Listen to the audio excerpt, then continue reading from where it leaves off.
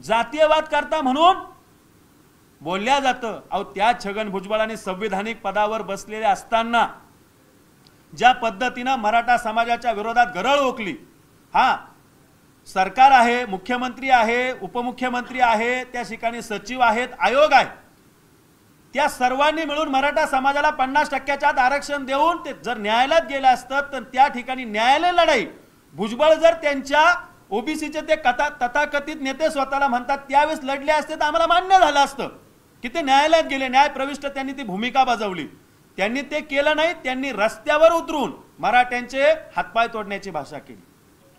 त्यांच्या बरोबरच्या सहकार्यांनी मुंबईला जर मराठे आले तर अरबी समुद्रात बुडू, इतक्या खालच्या लेवलला जर एखादा राजकीय नेता बोलत असेल आणि त्याला जर उमेदवारी देत असाल तर नाशिक जिल्ह्यात भुजबळांना पाडल्याशिवाय यापूर्वीही 2 मतदार निवडणुकीत 2 वेळा लोकसभेच्या निवडणुका झाल्यात, तुम्ही पाहिला असेल, एकदा 2.25 लाखांनी आणि एकदा 2.3 लाखांनी पडलेले भुजबळ हे निवडून येतील ही जादुई शोध कुठल्या महायुतीतल्या नेत्यानं लावला त्यांनी आम्हाला स्पष्ट तरी करावं। आणि आता तर त्याच्या उलट आहेत, भुजबळांबद्दल प्रचंड रोष असताना तुम्हाला ओबीसी चेहरा द्यायचा आहे ना, मग तुमच्याकडे देवयानी फरांदे आहेत, तुमच्याकडे लक्ष्मण सावजी आहेत, तुमच्याकडे शिंदे गटात सुद्धा ओबीसीचे चेहरे आहेत, राष्ट्रवादीकडे सुद्धा अजितदादांच्या ओबीसीचे चेहरे आहेत, तुम्ही त्यांना द्या। आमचा दुसऱ्या कोणत्याही व्यक्तीला विरोध नाहीये, आमचा छगन भुजबळांना विरोध आहे, लक्षात घ्या, कारण ते छगन भुजबळ हे मराठा समाजाच्या विरोधात असतात म्हणून आम्ही त्यांच्या विरोधात भूमिका घेतलेली आहे। आणि या ठिकाणी आम्ही तुम्हीच सांगितलं होतं की मराठा समाजाच्या भूमिकेशी महायुती समरस आहे, मराठा समाजाच्या प्रश्नांबद्दल महायुतीला जाण आहे। मग ही तुमची जाण आहे का? आमच्या जखमेवर मीठ चोळण्यासाठी आमच्या बोकांडी तुम्ही छगन भुजबळांना उमेदवारी देऊन तुम्ही मराठा समाजाला ललकारताय का? मराठा समाजाचा अंत पाहताय का? की तुम्हाला मराठा समाजाशी काही देणं घेणंच नाही हे स्पष्ट करावं। छगन भुजबळांना उमेदवारी देऊ नये ही आमची सकल मराठा समाजाची वैयक्तिक नाही तर सगळ्या समाजाची भूमिका आहे की छगन भुजबळांना या मतदारसंघात उमेदवारी देऊ नका, अन्यथा याचे परिणाम महायुतीला भोगावे लागतील।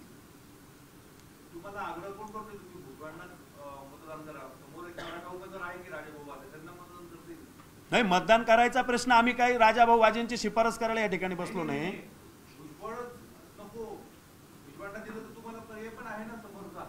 आम्हाला पर्यायशी तमा नाही, आमचा दुश्मन कोण आहे समाजाचा? छगन भुजबळ। छगन भुजबळ आम्ही राजाभाऊ वाजेंना का मतदान करायचं? आम्ही त्यावेळेस ठरू ना, आम्ही ज्या वेळेस भूमिका घ्यायची त्यावेळेस घेऊ, पण समाजाने कोणाला मतदान करावं हा ज्याचा त्याचा रोल येईल त्यावेळेस। आमची भूमिका काय आहे? आम्ही छगन भुजबळांच्या विरोधात सातत्याने आंदोलन करतोय, मोर्चे काढतोय। छगन भुजबळ आम्हाला समाजाला टार्गेट करता म्हणून छगन भुजबळांच्या विरोधात आमचा आवाज आहे। छगन भुजबळांना उमेदवार त्यांनी दुसरी कोणालाही द्यावी ना। आज जर आम्ही म्हटलो का हो आम्ही राजा भाऊंना करू तर मराठा समाजावर, मराठा क्रांती मोर्चावर आरोप करणारे तेच येतील की हे महाविकास आघाडीला मराठा क्रांती मोर्चा पूरक भूमिका घेतोय। त्याच्यामुळे आमची स्पष्ट भूमिका आहे की भुजबळांच्या ऐवजी तुम्ही कोणी उमेदवार, नंतर समाज ठरवेल कोणाला मतदान करायचं।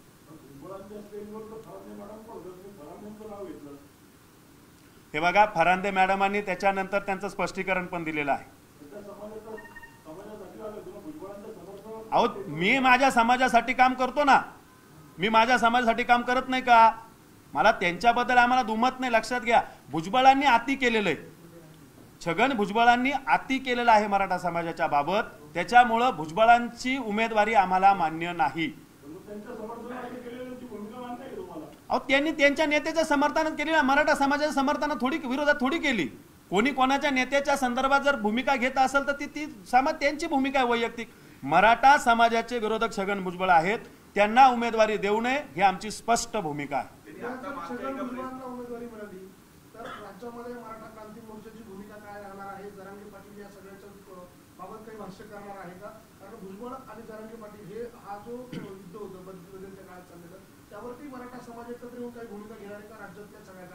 आम्ही जरांगे पाटलांशी नक्कीच याबाबत चर्चा करू की जर भुजबळांना उमेदवारी दिली तर त्यांनी ऑलरेडी पहिलेच सांगितलेलं आहे की तुम्हाला कोणाला पाडायचं तुम्ही ठरवून घ्या, ज्या त्या लेवलला, ज्या त्या मतदारसंघात जी काही परिस्थिती असेल त्या परिस्थितीनुसार तुम्ही निर्णय घ्या। पण छगन भुजबळ जर या ठिकाणी उमेदवारी करणार असतील तर निश्चितपणे छगन भुजबळांच्या बाबत आम्ही सकल मराठा समाज शिष्टमंडळ जरांगे पाटलांकडे जाऊ आणि त्यांना या ठिकाणी भूमिका स्पष्ट करायला लावू, कारण भुजबळ हे एकमेव आहे जे मराठा समाजाच्या आड येत आहे।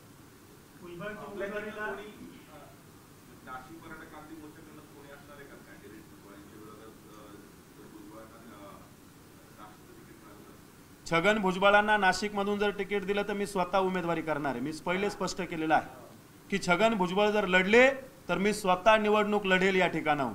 त्याच्यामुळं आम्ही उलट सांगतोय की त्यांना उमेदवारी देऊ नका। जर मला तशी इच्छा असती तर मी म्हटलं असं भुजबळांना उमेदवारी द्या, मला निवडणूक लढता येईल, पण आमच्या डोक्यात ते राजकीय किडे नाहीत, लक्षात घ्या। जर भुजबळ लढले तर 100% लढणार ना, का लढायचं नाही? मग आम्ही समाजाचा उमेदवार देऊ आणि भुजबळा या महायुतीला त्यांची ताकद पण दाखवून देऊ। पण ही महाराष्ट्रात लढेल, ही काही एका मतदारसंघापुरतं नाही, लक्षात घ्या। 48 मतदारसंघात महायुतीच्या विरोधात हे वातावरण तयार होईल जर त्यांनी भुजबळांना उमेदवारी दिली। आणि ते भुजबळ इच्छुक पण नव्हते ना, तुम्ही बळजबरी त्यांना घोड्यावर चढताय असं सगळं चित्र दिसतंय। ज्या भुजबळांनी काही तयारी केली नाही त्यांना अचानक वरतून आदेश आला, तेच सांगतात की मला वरतून आदेश आला आणि मला उमेदवारी करायला सांगितली। हे काही कळत नाही ना चित्र, हे चित्र स्पष्ट करणार का नाही?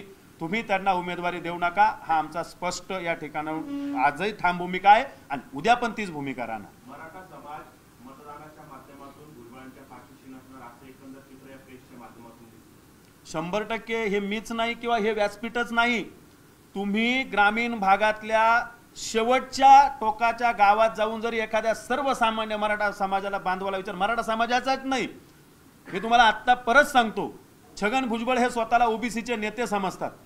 12 बलुतेदार 18 पगड जातीतल्या कुठल्या माणसाला त्यांनी नाशिकमध्ये मोठं केलंय मला सांगा?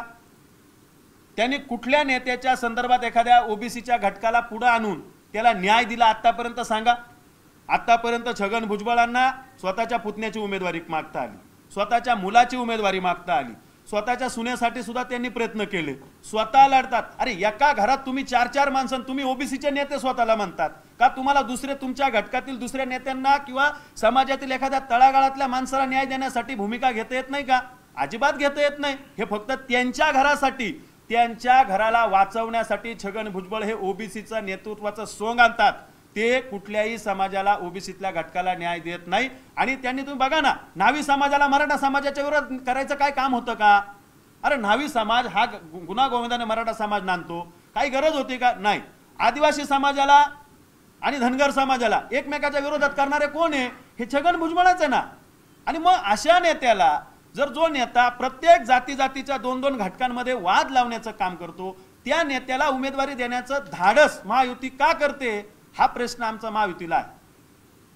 तुमचा विरोध आहे, ब्राह्मण समाजाचा देखील या भुजबळांच्या उमेदवारीला विरोध आहे, त्यामुळे असं वाटतंय का पुढच्या काळामध्ये भुजबळ विरुद्ध ह्या सगळ्या जाती धर्माचे लोक जे आहेत तो संघर्ष वाढेल? 100% वाढेल। आज तर तुम्हाला सांगतो, आम्ही 2-3 समाज, प्रामुख्यानं मराठा समाज या मतदारसंघात सगळ्यात मोठा समाज आहे, आदिवासी समाज 2 नंबरला आहे, ब्राह्मण समाजाची सुद्धा संख्या लक्षणीय या मतदारसंघात आहे। मग एवढा सगळा विरोध असताना येणाऱ्या काळामध्ये ज्या ज्या घटकांना त्यांनी, आता न्हावी समाजाने ज्यावेळेस त्यांनी स्टेटमेंट केलं, तुम्ही सगळ्यांनी मीडियानीच दाखवलेलं आहे काय भूमिका आहे त्या समाजाची, भुजबळांच्या विरोधातच भूमिका आहे। तुम्ही त्यांच्या शेजारचे दोघांचे मतदारसंघ आहेत, एक आमदार आहेत त्या ठिकाणी आणि भुजबळ साहेब पण आमदार आहेत, त्या दोघांचे वाद सुरू होत आहेत ना। म्हणजे भुजबळांबरोबर ओबीसी आहेत हे कोणी सांगतं? अजिबात नाही। मराठा समाज ओबीसी हा एक संघ आहे, आम्ही तळागाळातील समाज बांधव एकमेकासोबत आहोत, आमच्यामध्ये कुठलेही वाद नाही। आणि मराठा क्रांती मोर्चाचा कुठल्या जातीला कुठल्या धर्माला विरोध नाही, तो वैयक्तिक छगन भुजबळांना विरोध आहे, बाकी भुजबळांच्या जातीला नाही, भुजबळांच्या ओबीसीतल्या कुठल्या घटकाला नाहीये, तर भुजबळांना आमचा विरोध आहे।